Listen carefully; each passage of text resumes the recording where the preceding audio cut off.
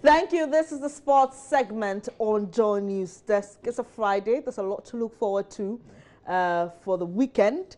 And I'm still enjoying and living in that victory, that Real Madrid victory. So here it is. Yesterday, George didn't come, and I left you to judge for yourselves why he didn't come. Today he's here. Let me ask him. Yeah. George. Yeah. Did you run away? You are looking good. You always do that. And I like the energy with which you start the sports. When you predict a loss for Real Madrid and when you always don't come. We have to quickly switch It's our becoming attention. too consistent. No, don't worry. We are switching our attention to the Champions League final. So we'll be, I wasn't here because we began talks with Juventus. I mean, to see what we can do in that UEFA Champions League final. Yeah, I mean, we're quite a number of guys.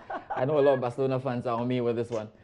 We have to try to make Real Madrid. Don't worry, I forgive you. I understand. It's painful when you lose, a prediction and arguments like that. But but on a more serious note, I mean, currently our under-17 team, the national under-17 team, the men's side, are doing so well in the recent. The under-17 championship ongoing in Gabon. Yes. Yeah, they won 2 games. They won 2 games and with a lot of power. The flamboyance was excellent. Everything they put in there. They play some very good football. I've had a look at the other group. Even that doesn't look like they'll have too many issues. They're definitely going to top this group. They've qualified to the World Cup already. It's good. We're making a lot of noise. But I think that what we really need to talk about is what do we do with this talent to ensure that the next 5 years and the next 6 years they are in the Black Stars? That's it, because you see, George, these guys are playing with a lot of flair, like you mentioned, and they are what they're doing for me that we don't even see with the main team, our Black Stars, has to do with the goal scoring ability. I mean, the last game, how many goals did they score? 5? Got 5 goals. I mean, and the previous one, they scored 4 goals. Yes, so, I mean, for me, that's encouraging. It's beautiful to watch because I'm so used to watching a national team play and just one or two goal project. They are heavily reaping from prolonged camping. And that their coach, Pakwasi Fabian, virtually resigned from Inter Allies to concentrate on this job. The scouting for these boys has also been really extensive, is another thing. And individually, they played very well. So for most Ghanaians, you're seeing these boys on the stage. But for some sports journalists and those who followed the team, the qualifiers were that good. So they have something really on them. Now, we need to put in a structure that's able to absorb them, ensure that they graduate from one level to another, irrespective of which club they join. Now, the problem here is that lately, teams are really out there for young boys. So there's a possibility that a couple of them will be picked from here. And so they need guidance on which kind of club to join, first thing. And irrespective of the club they join, the country must have a structure to ensure that they still come back, join the under-20 team, under-23 team, and make sure they get to the Black Stars. That's what I was coming to, because, I mean, we saw this flair and passion in the same under-20 team that won as the under-20 championship.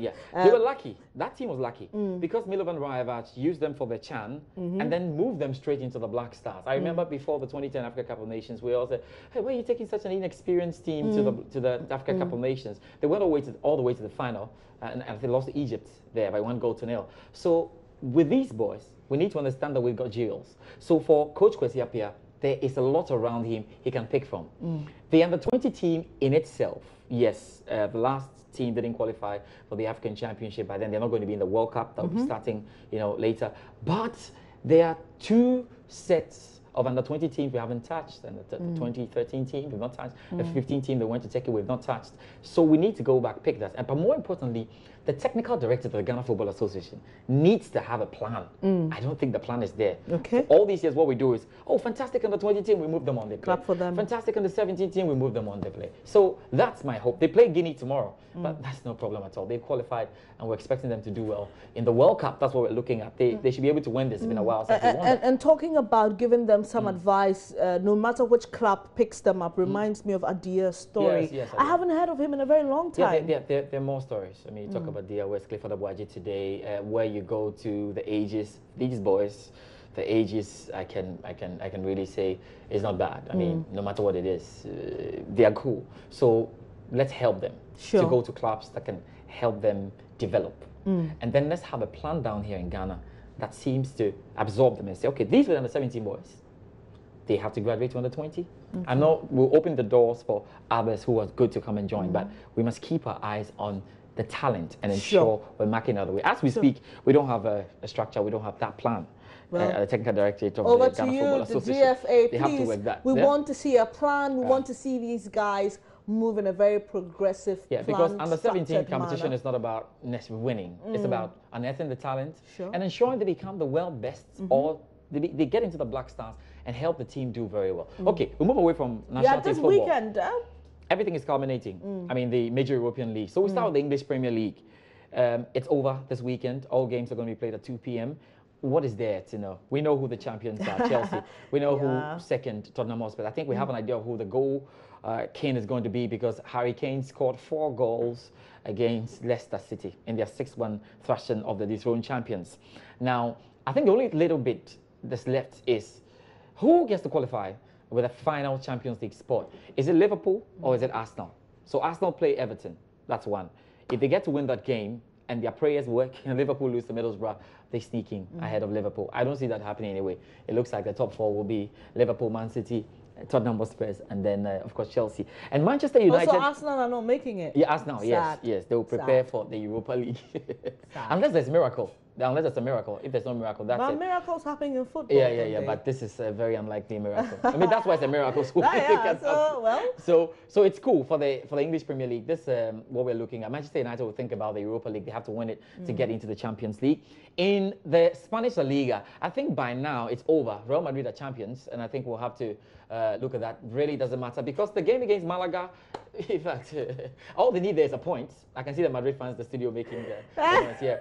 But all they need is a point, and really, I think Madrid are going to get us 3 points there. So one title down there for Madrid. They are champions of La Liga. I declare them ahead. And Juventus, so they play Malaga, and then Barcelona play Eibar. Now, they've got to win that game and be praying to the gods of football to do something strikingly, impossible, with a Madrid game, probably a loss. No. It's not going to happen. Don't even start thinking about it. And in Italy, Juventus will find a way also to be crowned champions of the Italian Serie A. And this will be number 6 in a row. And that's really good. They've won the Coppa Italia, and they're winning the Scudetto, and they're winning the Champions League. And that's fine.